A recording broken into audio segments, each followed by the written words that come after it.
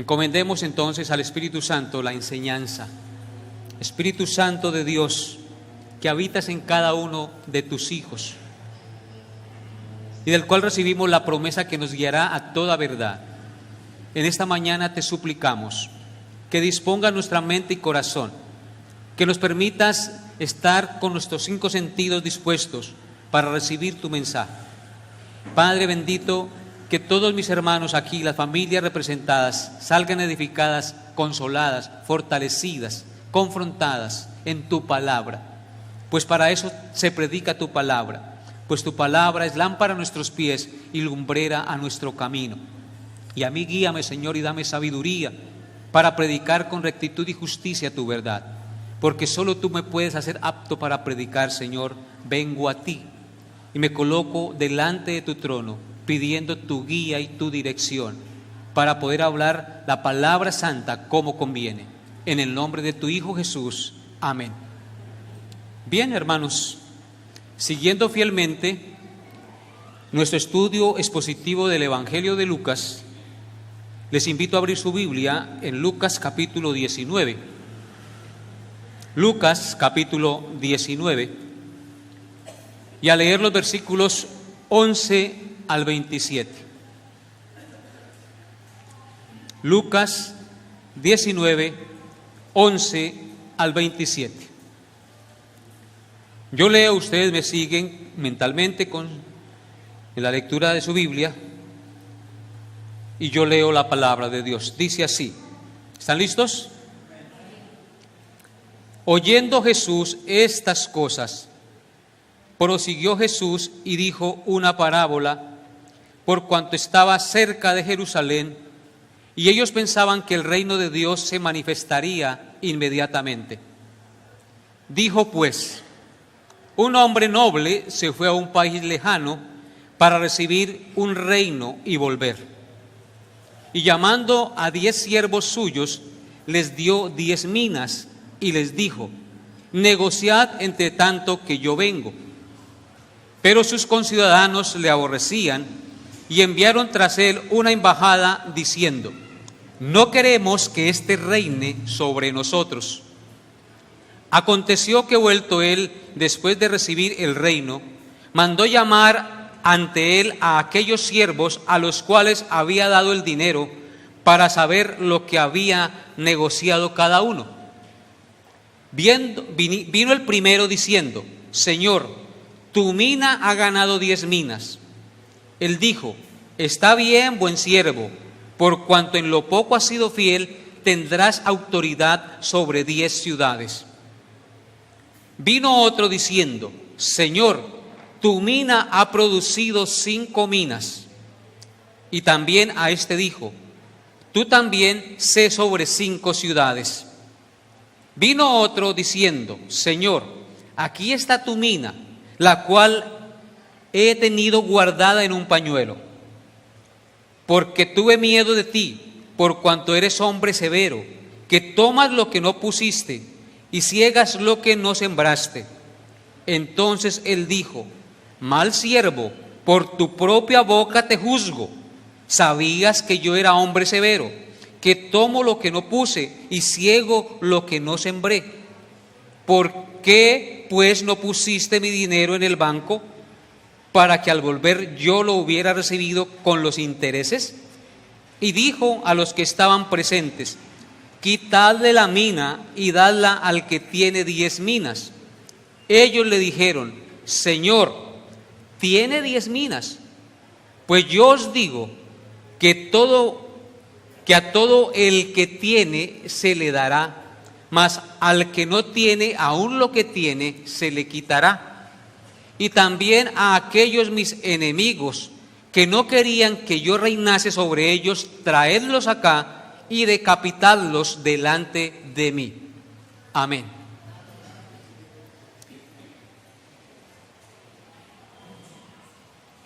La enseñanza para hoy lleva por título, tal como está ahí, la parábola de las 10 minas.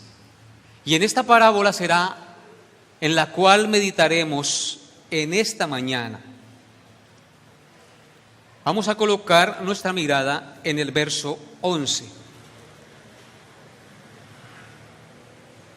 Oyendo ellos estas cosas, prosiguió Jesús y dijo una parábola por cuanto estaba cerca de Jerusalén, y ellos pensaban que el reino de Dios se manifestaría inmediatamente.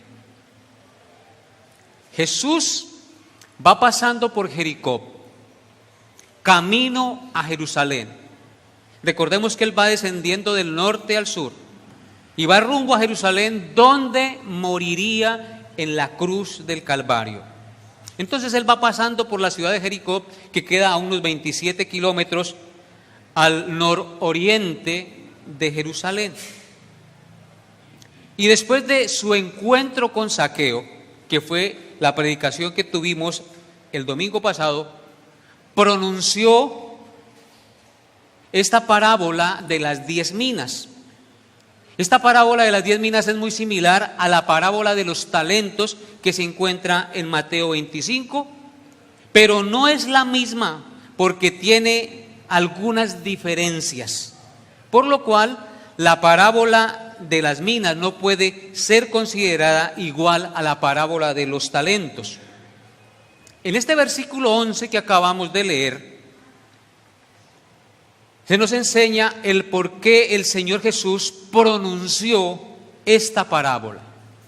El texto empieza diciendo: oyendo estas cosas. Oyendo estas cosas. ¿Cuáles cosas oyeron ellos? Recordemos que Jesús iba seguido de mucha multitud de gente y de sus apóstoles. Oyendo estas cosas. ¿Cuáles cosas oyeron ellos de Jesús? Pues el verso 10 del capítulo 19 nos da la respuesta. Él después, veamos desde el 9, dice: Jesús le dijo a Zaqueo: hoy ha venido la salvación a esta casa, por cuanto él también es hijo de Abraham, porque el Hijo del Hombre ha venido a buscar y a salvar lo que se había perdido. Esas fueron las palabras que oyeron y de las cuales Lucas nos dice: oyendo ellos estas cosas, los discípulos y la gente que lo seguía, oyeron que Jesús dijo que Él había venido a buscar y a salvar lo que se había perdido. Amén. Cuando sus discípulos y todos los que estaban con Él oyeron esta declaración de que Él había venido a buscar y a salvar lo que se había perdido, ellos reafirmaron su concepto humano, o esa concepción humana de que Jesús manifestaría su reinado de gloria, rescatando a Israel del yugo romano, porque recordemos que Israel estaba bajo el imperio romano, y devolvería a Israel la gloria mundial que tuvo Israel cuando reinó Salomón. Ellos pensaban en esa liberación política de la esclavitud del yugo romano. Entonces, según su idea terrenal, ellos creían que tan pronto Jesús llegara a Jerusalén, Él manifestaría su gloria, su poder, restaurando el reino a Israel, haciendo de Jerusalén el centro de su reinado. Y fue por eso que cuando Él entró a Jerusalén, el domingo de Ramos, después de que Él llega a Jerusalén, el pueblo le aclamó como rey. ¿Recuerdan? Lo que se conoce como Domingo de Ramos. Le aclamó como rey con palmas en las manos y decían: bendito el rey que viene en nombre del Señor. Porque ellos creían que inmediatamente Jesús llegara a Jerusalén, manifestaría su poder y se sentaría en el trono y liberaría a Israel del yugo de Roma. Por esta razón, por ese concepto humano del reino de Dios, Jesús pronunció esta parábola para que ellos entendieran cómo sucederían las cosas y que aún no era el tiempo de la manifestación y la consumación del reino de Dios. Ellos debían entender que su reino, a diferencia o diferente a los demás reinos, no se manifestaría de la manera que ellos pensaban, porque ellos pensaban de manera humana, pero Cristo piensa de manera espiritual y muy diferente al hombre. A través de la parábola ellos debían entender, al igual que nosotros hoy, 4 cosas. En primer lugar, ellos debían entender que el reino de Dios que Cristo proclamó no está limitado a una nación en particular. Por tanto, no se trata de obtener una libertad política como ellos pensaban, sino una conquista espiritual a nivel mundial. El reino que Cristo proclamó es un reino que no tiene trono aquí en la tierra, que su trono está en los cielos aún, pero que es un reino que está regado por todas las partes del mundo, donde Cristo reina en el corazón de los hombres y los hombres son transformados y viven para gloria y honra de Dios de manera santa y agradable a su Creador. No se trataba de un reino terrenal, se trataba de un reino espiritual que no estaba limitado solamente a la nación de Israel, sino a todas las naciones del mundo. Eso debían entender y debemos entender nosotros. Y en segundo lugar, ellos debían entender que la manifestación exterior del reino de Dios, aunque es importante, la manifestación visible del reino de Dios, en realidad no es un asunto del futuro inmediato, sino algo que ya se ha manifestado, que ya está presente entre nosotros. ¿Recuerdan lo que Cristo dijo? El reino de los cielos se ha acercado. El reino de Dios ya está entre nosotros. Aunque no se ha manifestado de manera visible con un trono, el reino de Dios está en medio de nosotros y con nosotros cuando Cristo vino a este mundo a establecer su iglesia. Eso debían entender por esta parábola. En tercer lugar, ellos debían entender que mientras Cristo regresara, todos los que proclaman ser cristianos deben ser fieles en el cumplimiento de los deberes que Dios les ha delegado en el mundo. En esta parábola se nos enseña esa verdad, que todos los que profesamos ser cristianos, mientras Cristo regresa por segunda vez y estemos vivos, debemos ser fieles en el cumplimiento de los deberes que Dios nos ha delegado en el mundo como iglesia y como hijos suyos. Y en cuarto lugar, esta parábola tenía el propósito de que usted y yo y ellos allá en esa época entendieran que el día que Él regrese por segunda vez, la fidelidad al Rey Supremo será recompensada y la infidelidad castigada severamente. Y eso nos manifiesta la parábola de las 10 minas. Entonces vamos a estudiar la parábola. ¿Listo? Vamos a estudiar la parábola. En esta parábola podemos ver 4 escenas o 4 sucesos, las cuales miraremos escena por escena, una por una. En primer lugar podemos ver en la primera escena la partida del noble y la encomienda a sus siervos. Eso se encuentra en los versículos 12 al 13. La primera escena es la partida del noble y la encomienda a sus siervos. La segunda escena es el rechazo de sus paisanos o conciudadanos. Eso lo podemos ver en el verso 14. La tercera escena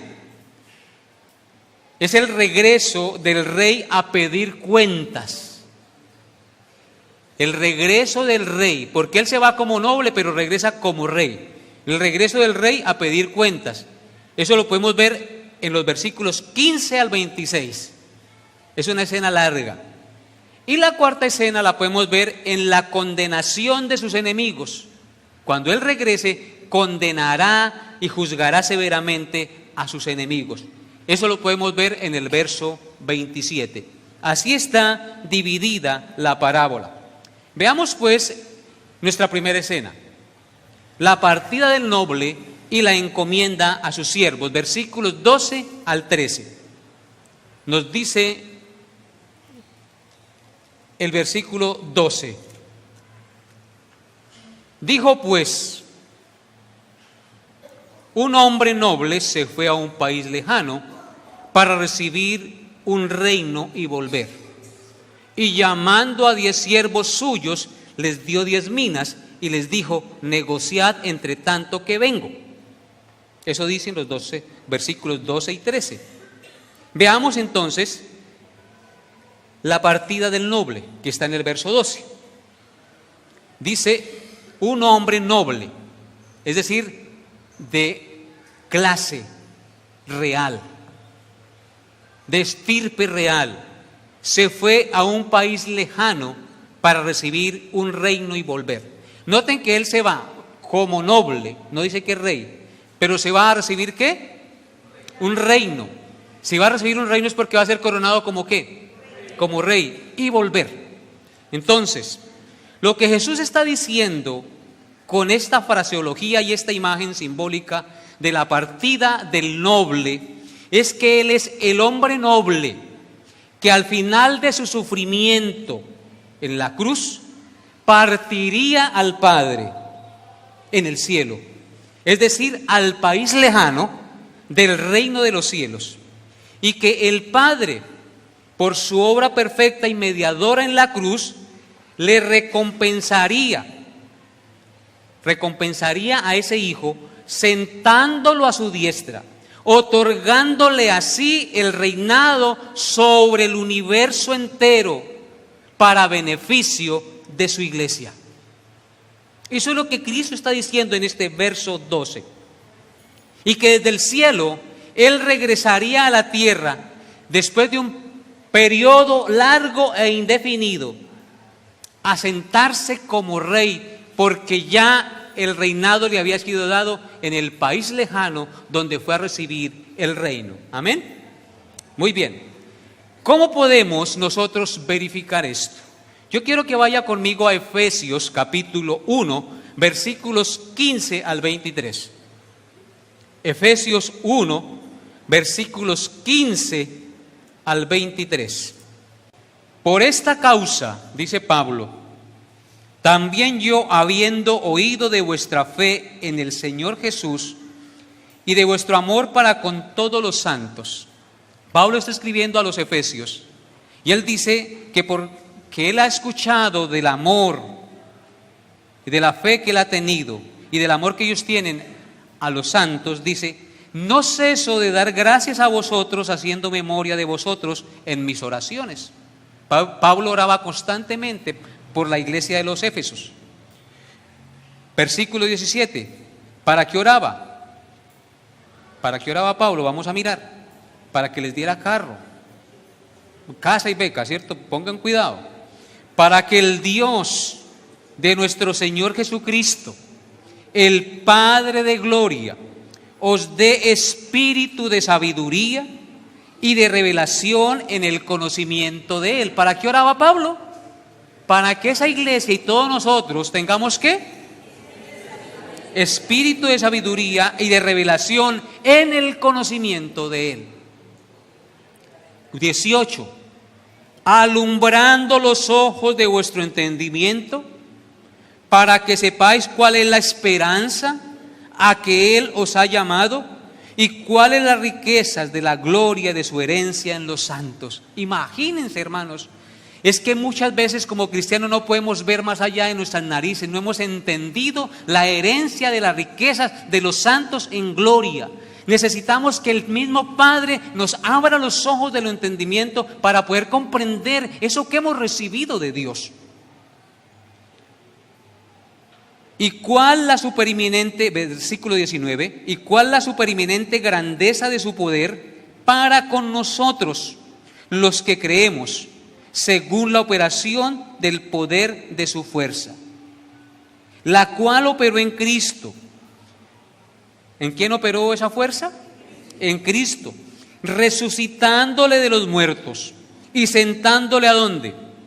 A su diestra en los lugares celestiales, sobre todo principado y autoridad y poder y señorío, sobre todo nombre. Escuchen, ¿qué fue lo que Cristo recibió en el país lejano donde fue?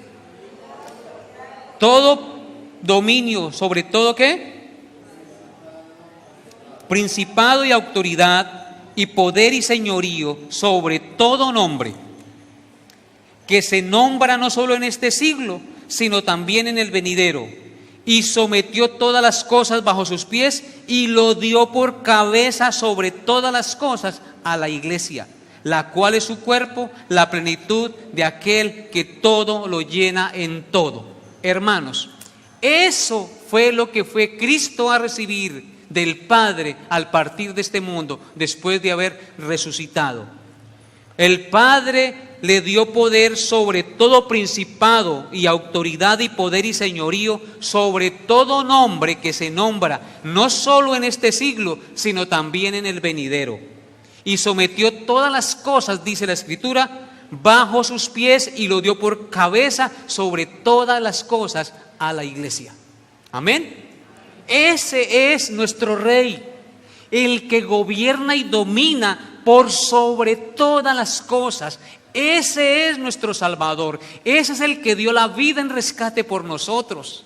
Ese fue el que se fue al país lejano y un día volverá, al cual usted y yo estamos esperando. Y aunque usted y yo muramos, no importa que muramos, porque la promesa dice que cuando Él regrese, los muertos en Cristo resucitarán primero. Aleluya. A recibir la herencia que el Señor nos dio por su gracia en favor de nosotros. Amén. Muy bien. Ahora veamos la encomienda que este siervo le hace, que este noble le hace a sus siervos. Versículo 13 de Mateo 19. Y llamando a 10 siervos suyos, les dio 10 minas y les dijo: negociad entre tanto que vengo. Llama a 10 siervos suyos, seguidores, y les da 10 minas para que negocien, mientras que él vuelve.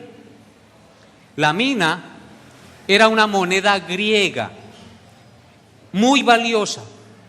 Esa moneda griega equivalía a la ganancia de 100 días de trabajo de un jornalero. O sea, 3 meses, 10 días de trabajo de un jornalero.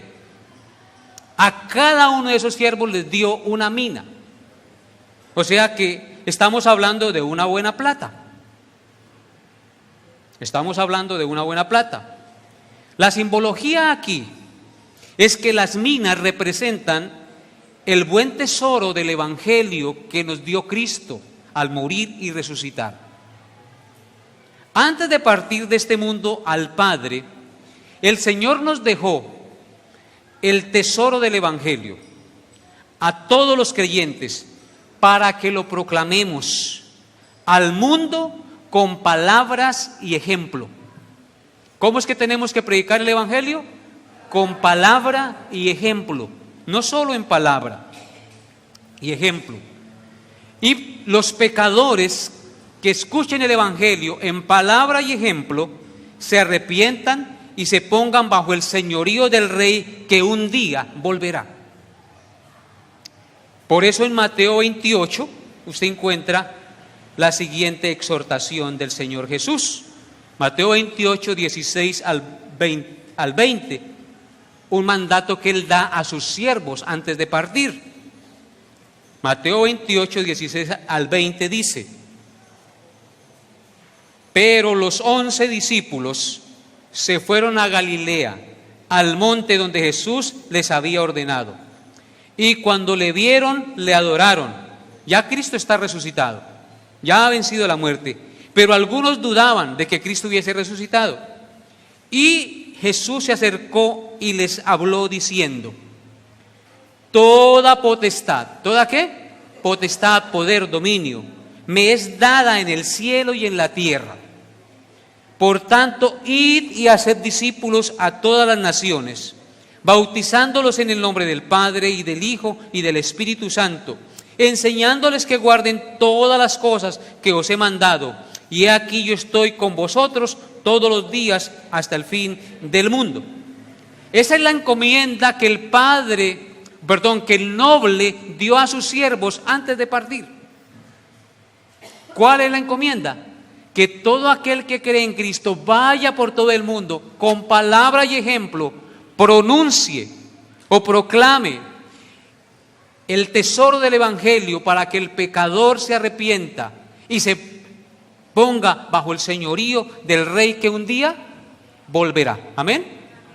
Entonces de eso se trata esta escena del versículo 13. Llamando a 10 siervos suyos, les dio 10 minas y les dijo: negociad, entre tanto vengo. Entonces, el noble, habiendo encomendado este negocio a sus siervos, fue al cielo a recibir el reino. Por eso él partió y lo estamos esperando. Veamos la segunda escena. Esto nos lleva a la segunda escena: el rechazo de sus conciudadanos. Verso 14. Pero sus conciudadanos le aborrecían y enviaron tras él una embajada diciendo: no queremos que éste reine sobre nosotros. Este rechazo de sus conciudadanos al noble hace referencia a una gran cantidad de judíos, conciudadanos del Señor, paisanos suyos, entre ellos los sacerdotes, escribas y fariseos y parte del pueblo gentil, quienes se unieron en contra de Jesús y le acusaron injustamente para que lo apresaran, lo condenaran y lo mataran, porque ellos no querían que él reinara sobre ellos, porque nunca le reconocieron como el Mesías enviado. A eso hace referencia la embajada, que ellos quisieron acabar a Cristo matándolo para que él no reinara sobre ellos. Lo despreciaron, lo menospreciaron. Ellos dijeron: no tenemos más rey que César, creyendo que al matarlo impedirían que fuera rey. Noten lo que dice Juan, capítulo 19. Juan, capítulo 19, versículos 6 al 16. Dice: cuando le vieron los principales sacerdotes, a Cristo por supuesto, y los alguaciles, dieron voces diciendo: crucifícale, crucifícale. Pilato les dijo: tomadle vosotros y crucificadle, porque yo no hallo delito en él. Los judíos le respondieron: nosotros tenemos una ley, y según nuestra ley debe morir, porque se hizo a sí mismo hijo de Dios. Cuando Pilato oyó decir esto, tuvo más miedo, y entró otra vez en el pretorio y dijo a Jesús: ¿de dónde eres tú? Mas Jesús no le dio respuesta. Entonces le dijo Pilato: ¿a mí no me hablas? ¿No sabes que tengo autoridad para crucificarte y que tengo autoridad para soltarte? Respondió Jesús: ninguna autoridad tendrías contra mí si no te fuese dada de arriba. Por tanto, el que a ti me ha entregado, mayor pecado tiene. Desde entonces procuraba Pilato soltarle, pero los judíos daban voces diciendo: si a este sueltas, no eres amigo de César. Todo el que se hace rey, a César se opone. Entonces Pilato, oyendo esto, llevó fuera a Jesús y se sentó en el tribunal, en el lugar llamado el Enlosado, y en hebreo Gabata. Era la preparación de la Pascua, como la hora sexta. Entonces dijo a los judíos: he aquí vuestro rey.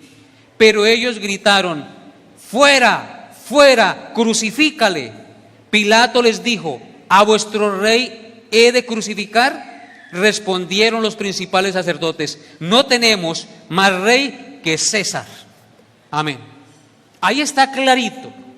A eso hace referencia la embajada que vino en contra del reinado de Cristo. Bien, hermanos,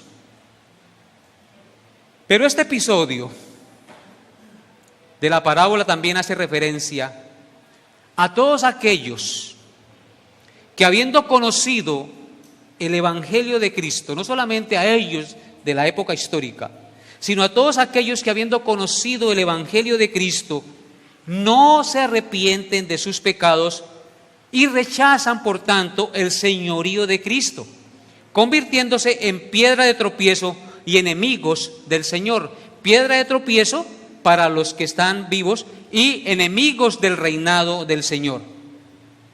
Ellos hablan mal del Evangelio, hablan mal de la iglesia, del Señor, desechan su palabra y sus leyes, llamando a lo malo bueno y a lo bueno malo. ¿Qué es lo que estamos viendo en esta sociedad actual? ¿Enemigos de quién? De Cristo, que denigran su palabra y rechazan la palabra de Dios y aprueban lo que es en contra de lo que Dios ha establecido. Como ustedes ya saben, los matrimonios que no son matrimonio, todas aquellas cosas que rechazan la palabra del Señor, los mandamientos del Señor, ellos son los enemigos de Cristo y ellos no quieren que Cristo reine sobre ellos. Noten lo que dice el Salmo 2. Salmo 2, versículos 1 al 3. Dice el Salmo 2, 1 al 3: ¿Por qué se amotinan las gentes y los pueblos piensan cosas vanas? ¿Qué es lo que hace la gente hoy en día? En sus manifestaciones y en sus protestas públicas se amotinan, ¿cierto? Y piensan cosas vanas. Y el salmista dice: ¿por qué se amotinan las gentes y los pueblos piensan cosas vanas, cosas que no sirven? Se levantarán los reyes de la tierra, verso 2, y príncipes consultarán ungidos contra Jehová y contra su ungido, diciendo: rompamos sus ligaduras, echemos de nosotros sus cuerdas. Dígame si no es una profecía de lo que estamos viviendo hoy, hermanos. La gente, los gobiernos, las constituciones de los países no quieren que Cristo reine, que la palabra de Dios sea desechada y que solamente sean sus preceptos y sus pensamientos, sus ideas las que gobiernen y se establezcan. Eso es rechazar el señorío de Cristo. Y noten lo que dice Isaías 5, verso 20. Isaías 5, verso 20. Dice en el libro del profeta Isaías, capítulo 5, verso 20: ay de los que a lo malo dicen bueno y a lo bueno malo, que hacen de la luz tinieblas y de las tinieblas luz, que ponen lo amargo por dulce y lo dulce por amargo. Hay juicio, hermanos, hay juicio, porque se están oponiendo ¿a quién? A Dios. Desechan lo bueno y acogen lo malo y lo llaman como bueno. Y eso es lo que estamos viendo en la sociedad actual. Lo que estamos viviendo, lamentablemente, y que nos tocó vivir a nosotros y a los hijos de nuestros hijos. No sabemos hasta que Cristo venga a poner orden a este mundo en caos. Miremos la tercera escena: el regreso del rey a pedir cuentas. El regreso del rey a pedir cuentas. Versículos 15 al 26. Aconteció que vuelto él, o sea, el noble ya convertido en rey, después de recibir el reino, ¿sí notan? Aconteció que vuelto él después de recibir el reino, mandó llamar ante él a aquellos siervos a los cuales había dado dinero para saber lo que había negociado cada uno. Vino el primero diciendo: Señor, tu mina ha ganado 10 minas. Él le dijo: está bien, buen siervo, por cuanto en lo poco has sido fiel, tendrás autoridad sobre 10 ciudades. Vino otro diciendo: Señor, tu mina ha producido 5 minas. También a este dijo: tú también sé sobre 5 ciudades. Vino otro diciendo: Señor, aquí está tu mina, la cual he tenido guardada en un pañuelo, porque tuve miedo de ti, por cuanto eres hombre severo, que tomas lo que no pusiste y ciegas lo que no sembraste. Entonces él le dijo: mal siervo, por tu propia boca te juzgo. Sabías que yo era hombre severo, que tomo lo que no puse y ciego lo que no sembré. ¿Por qué pues no pusiste mi dinero en el banco, para que al volver yo lo recibiera, o hubiera recibido con los intereses? Y dijo a los que estaban presentes: quitad la mina y dadla al que tiene 10 minas, Ellos dijeron: Señor, tiene 10 minas. Pues yo os digo que a todo el que tiene se le dará, mas al que no tiene, aún lo que tiene se le quitará. Amén. Esa es la pedida de cuentas del rey que regresa, embestido como príncipe y señor sobre todas las cosas. El regreso del noble convertido en rey simboliza la gloriosa segunda venida de Cristo como Rey a este mundo.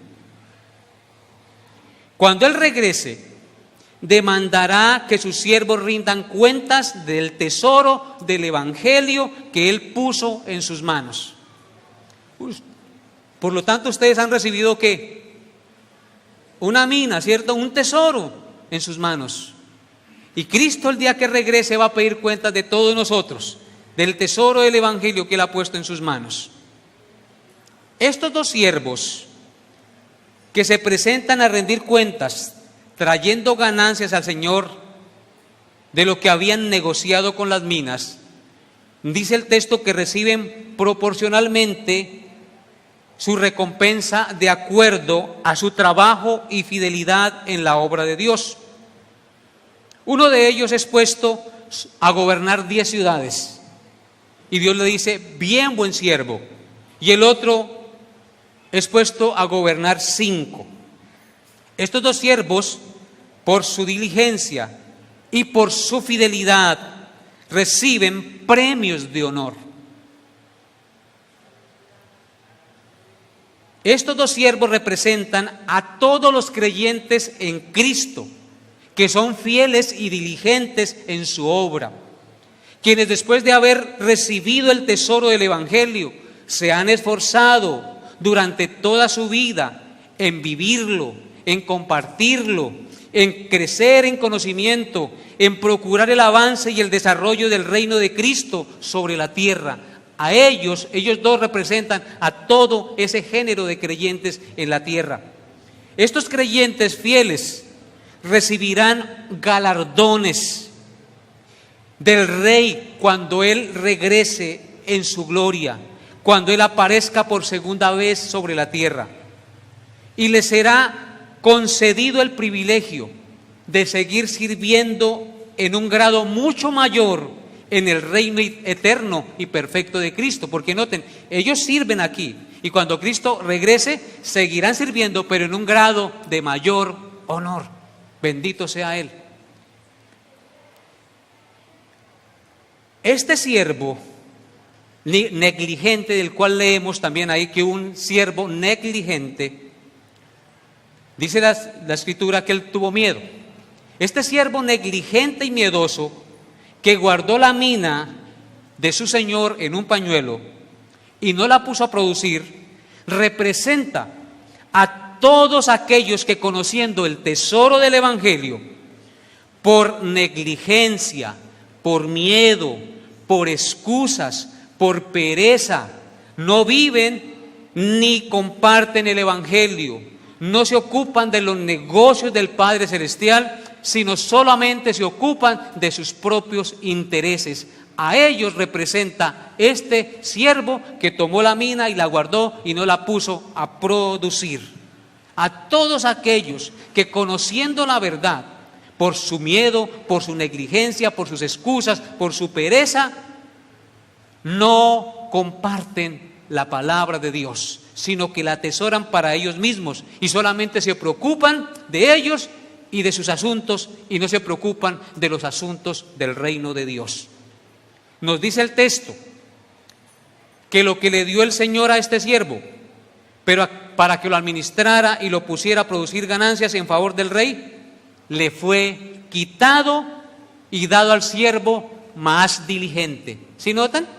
Que Él le quitó al siervo inútil, al siervo negligente, lo que Él le había dado y se lo dio al siervo que había ganado 10 minas con la mina que el Señor le había dado. Se la dio al siervo más diligente.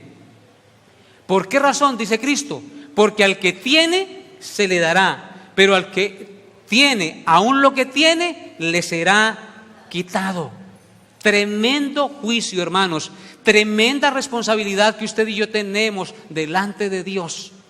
Conocer a Dios demanda diligencia, esfuerzo, poner a producir aquello que nosotros hemos recibido de Dios.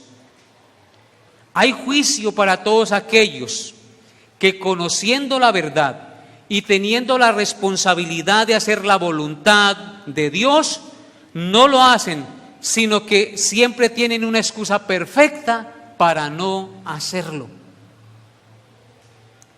Pero ese día, cuando el Rey regrese, su excusa no servirá de nada, mi hermano. Ese día, cuando el Rey regrese, su excusa no servirá de nada. Noten lo que dice Lucas, ahí en el mismo Lucas, capítulo 12, versículos 47 al 48. ¿Están listos ahí en ese texto, hermanos? Escuchen lo que dice Cristo. Aquel siervo, verso 47, aquel siervo que, conociendo la voluntad de su Señor, ¿a quién se está refiriendo? A aquel siervo que, conociendo la voluntad de su Señor, no se preparó ni hizo conforme a su voluntad, recibirá ¿qué? Muchos azotes. Hay juicio del Señor para el que conoce y no hace, para el que sabe lo que tiene que hacer y no lo hace, porque eso es pecado, según Santiago, ¿cierto? El que sabe hacer lo bueno y no lo hace, ¿qué? Le es pecado. Verso 48, mas el que sin conocerla hizo cosas dignas de azote, será azotado poco, porque a todo aquel a quien se le haya dado mucho, mucho se le demandará, y al que mucho se le haya confiado, más se le pedirá. Imagínense lo que compara Cristo. Aquel que, haciendo cosas dignas de azotes, será azotado poco, porque no conocía la verdad. Pero aquel que conocía la verdad y no la hizo patente en su vida, ni la compartió, ni puso a producir la mina del Señor, recibirá muchos azotes, porque al que más se le da, más se le pide. A mayor responsabilidad, mayor juicio. ¿Sí o no? Entonces, hermanos, con el Señor no se juega. Nosotros estamos aquí y escuchamos la palabra de Dios, y qué bueno que nos alimentemos, qué bueno que entendamos la palabra de Dios, pero hay que compartirla con ejemplo y con precepto. Necesitamos compartir a Cristo, porque la humanidad está perdida, y solo en el conocimiento de Cristo podemos hallar el descanso para nuestras almas y la verdadera luz que nos alumbre en un mundo que está en tinieblas.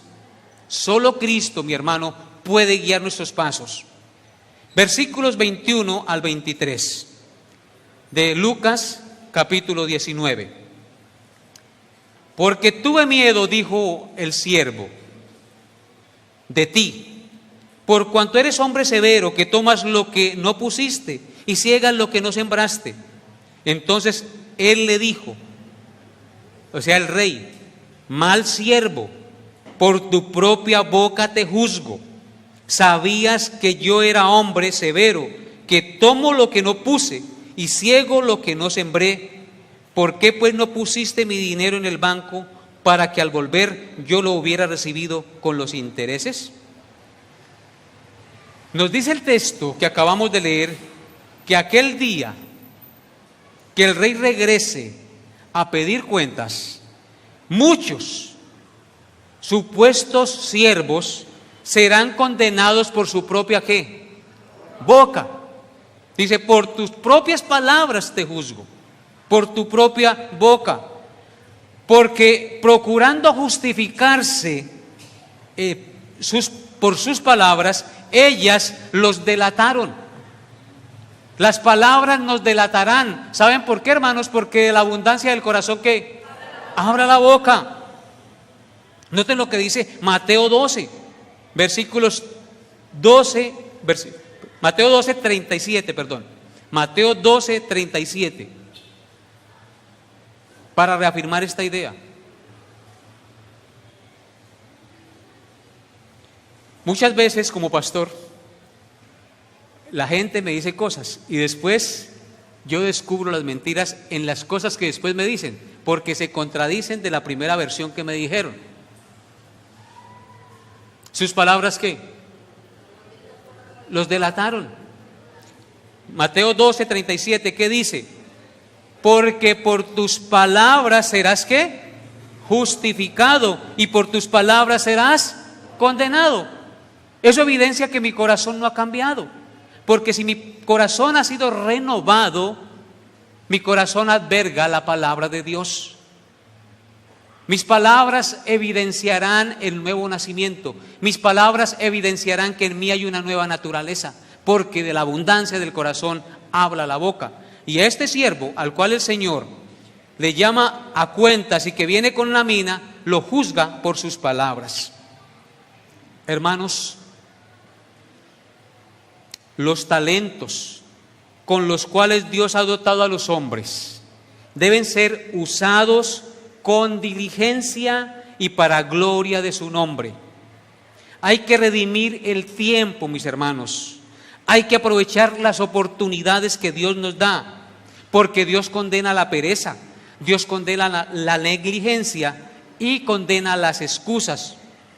Como personas con conocimiento de la verdad, tenemos la responsabilidad de dar fruto, porque para eso nos llamó Dios y para eso nos plantó Dios en su reino.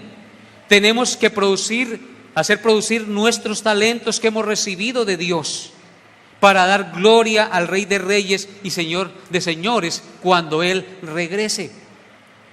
Por eso me gustaría que miráramos Efesios, una exhortación de Pablo, Efesios 5, capítulo 5, versículos 15 al 17. Efesios 5, 15 al 17. Y leamos con mucha atención este pasaje, mi hermano.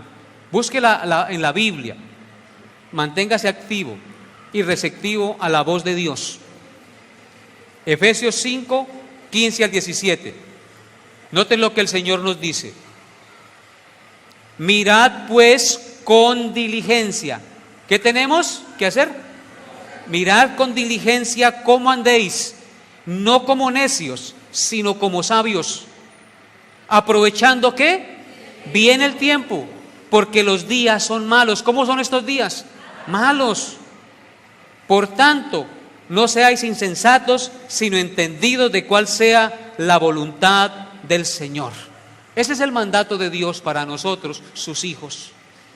Bien, hermanos, ser diligentes, redimir el tiempo, aprovechar el tiempo, porque estos días que vivimos son malos.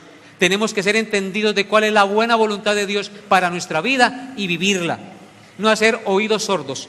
Y por último, la última escena que nos muestra la parábola está en el versículo 27, la condena del rey a sus enemigos. Verso 27. Y también a aquellos mis enemigos que no querían que yo reinase sobre ellos, traedlos acá y decapitadlos delante de mí. Tremendo juicio, mis hermanos, para los enemigos de Cristo. La parábola también nos enseña el terrible castigo que recibirán los enemigos del Señor. Es decir, todos aquellos que se opusieron y se oponen a su obra, aquellos que desprecian su ley, sin importar los preceptos morales de Dios, que legitimizan la maldad y se complacen en esa maldad. Estos enemigos de la cruz serán condenados a pena de muerte, es decir, a condenación eterna. De eso habla el texto. ¿Por qué razón? Por cuanto no quisieron abiertamente que Jesucristo reinara sobre ellos. Sacaron la palabra de Dios de los colegios, sacaron la palabra de Dios de las universidades. No quieren que Cristo reine sobre ellos. No se arrepintieron de su maldad, sino que se complacieron en la injusticia. Ese será el castigo para los enemigos de Cristo, la condenación eterna, los que se opusieron frontalmente y descaradamente contra los mandamientos del Señor. Noten lo que dice Romanos 2, versículos 5 al 8. Romanos 2, versículos 5 al 8. Quiero que todos vayan allá, por favor, y escuchen esta exhortación de la palabra de Dios, esta verdad de la palabra de Dios. Romanos 5, 2, 5 al 8. Dice: pero por tu dureza y por tu corazón no arrepentido, atesoras para ti mismo ira, para el día de la ira y la revelación del justo juicio de Dios, el cual pagará a cada uno conforme a sus obras. Vida eterna a los que perseverando en bien hacer buscan gloria y honra e inmortalidad. Pero ira y enojo a los que son contenciosos y no obedecen a la verdad, sino que obedecen a la injusticia. ¿Sí notan esas palabras tan claras y contundentes? Pero ira y enojo a los que son contenciosos y no obedecen a la verdad, sino que obedecen a la injusticia. Y por último, segunda de Tesalonicenses 2, versículos 11 al 17. Segunda de Tesalonicenses 2, versículos 11 al 17. Búsquenla, por favor, y es la última cita de la Biblia que leemos en este día en el culto. Segunda de Tesalonicenses 2, 11 al 17. Dice la palabra de Dios: por esto, verso 11, por esto Dios les envía un poder engañoso para que crean la mentira. Terrible, ¿no? Dios les envía un poder engañoso para que crean la mentira, a fin de que sean condenados todos los que no creyeron a la verdad, sino que se complacieron en la injusticia. Pero nosotros, los que hemos creído, debemos dar siempre gracias a Dios respecto a vosotros, hermanos amados por el Señor. ¿De qué debemos dar gracias? De que Dios os haya escogido desde el principio para salvación, mediante la santificación por el Espíritu y la fe en la verdad, a lo cual os llamó mediante nuestro Evangelio, para alcanzar la gloria de nuestro Señor Jesucristo. Así que, hermanos, estad firmes y retened la doctrina que habéis aprendido, sea por palabra o por carta nuestra. Y el mismo Jesucristo, Señor nuestro, y Dios nuestro Padre, el cual nos amó y nos dio consolación eterna y buena esperanza por gracia, conforte vuestros corazones y os confirme en toda buena palabra y obra. Qué bendición la que Pablo pide para nosotros. Que el Dios de nuestro Señor Jesucristo conforte nuestros corazones para toda buena palabra y buena obra. Nosotros somos diferentes porque la gracia de Dios está por nosotros y amamos la ley y los preceptos de Dios y procuramos vivir por ellos y compartirlos al que no lo conoce, porque ese es nuestro deber, nuestra obligación, nuestra responsabilidad mientras el Rey vuelve.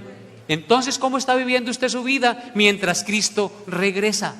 Recuerde que usted y yo un día daremos cuenta a ese Rey, nadie escapará, todos daremos cuenta al Rey de Reyes y Señor de Señores cuando Él regrese, tanto vivos como muertos. Que Dios les dé su gracia para entender esta verdad y vivamos cada día practicando y predicando su palabra con ejemplo y con palabra. Amén. Vamos a colocarnos en pie y a darle gracias a Dios. Padre Santo, te doy gracias porque nos has permitido un domingo más congregarnos en este lugar para exaltar y glorificar tu santo nombre, para gozarnos en lo que tú has hecho en favor de nosotros, para recordar esa verdad y atesorarla y afirmarla más en nuestro corazón. Gracias por lo que nos has enseñado hoy. Nos has enseñado que tu reino es un reino no solamente limitado a una parte de la tierra, sino a toda la tierra. Y el mandato que nos has dado es hacer discípulos en todas las naciones, enseñándoles a que crean, a que se arrepientan y crean en ti, que guarden todas las cosas que tú nos has mandado. Señor, danos la gracia para que como creyentes en ti vivamos tu palabra y compartamos tu palabra con el ejemplo y con nuestros labios. Mi buen Dios, gracias por enseñarnos que un día regresarás a pedir cuentas. Y aunque yo haya muerto, no escaparé a la rendición de cuentas que tú vienes a tomar a cada uno de los hombres sobre la tierra. Gracias por habernos mirado y haber tocado nuestro corazón para haber creído en ti. Te suplicamos nos des entendimiento de tu palabra para vivir siempre dispuestos, para que cuando tú regreses no nos alejemos de ti avergonzados, no se nos quite lo que nos fue dado, sino que recibamos antes galardones, Dios. Vivamos esforzados y diligentes en tu obra, Padre Santo, con nuestros hijos, con nuestra esposa, en el lugar de trabajo, donde tú nos pongas, Señor.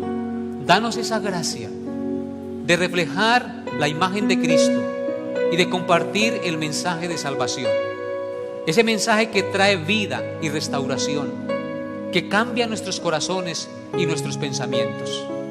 Bendito seas tú por siempre, Señor. Te alabamos y te bendecimos, Padre Santo, pues solo tú nos puedes capacitar para toda buena obra. Y ante ti nos postramos en esta mañana con acción de gracias. Amén y amén.